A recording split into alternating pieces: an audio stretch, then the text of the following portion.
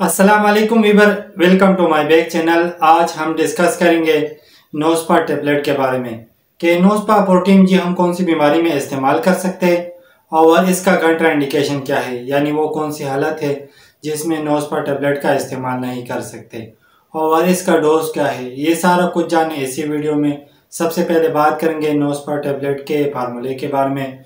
तो इसके अंदर ड्रोटाविरिन पाया जाता है और सुनो फार्मा का प्रोडक्ट है और मार्केट से बआसानी मिल सकता है। अगर किसी को पेट में दर्द हो रहा हो या इसके अलावा अगर मैदे में दर्द हो तो ऐसी कंडीशन में नोस्पा टेबलेट का इस्तेमाल किया जाता है। और इसके अलावा अगर माहवारी के दौरान पेन हो तो ऐसी कंडीशन में भी नोस्पा टेबलेट का इस्तेमाल किया जाता है।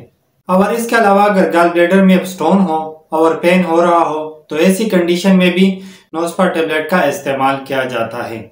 और इसके अलावा अगर आंतों में दर्द हो या आंतों की कोई खराबी हो या इसके अलावा गुर्दों में दर्द हो तो ऐसी कंडीशन में भी नोस्पा टेबलेट का इस्तेमाल किया जाता है। और इसके अलावा अगर प्रेगनेंसी पेन हो तो ऐसी कंडीशन में भी नोस्पा टेबलेट का इस्तेमाल किया जाता है। और इसके अलावा अगर बॉडी पेन हो यानी जिस्म में कहीं दर्द हो तो ऐसी कंडीशन में भी नोस्पा टेबलेट का इस्तेमाल किया जाता है। अब बात करेंगे नोस्पा टेबलेट के डोसेज यानी तरीका इस्तेमाल के बारे में। तो बड़ों के लिए 1 से 2 टेबलेट इस्तेमाल कर सकते हैं, लेकिन बेहतर यह है कि डॉक्टर की हिदायत के मुताबिक इस्तेमाल करें। अब बात करेंगे नोस्पा टेबलेट के साइड इफेक्ट के बारे में। तो कुछ कॉमन साइड इफेक्ट हो सकता है जैसा कि नोजिया, वोमिटिंग और इसके अलावा भूख का न लगना और इसके अलावा स्टमक अपसेट भी हो सकता है और इसके अलावा डायरिया भी हो सकता है और इसके अलावा सर दर्द भी हो सकता है। अब बात करेंगे नोस्पा टेबलेट के कंट्राइंडिकेशन के बारे में कि वो कौन सी हालत है जिसमें नोस्पा टेबलेट का इस्तेमाल नहीं कर सकते।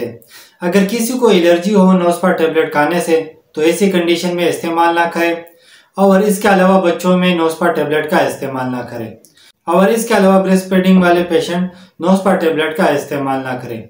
उम्मीद करता हूँ वीडियो अच्छी लगी होगी। लाइक कर देना, शेयर कर देना, अगर कोई सवाल हो तो कमेंट करना और अगर चैनल पे न्यू हो तो सब्सक्राइब कर देना।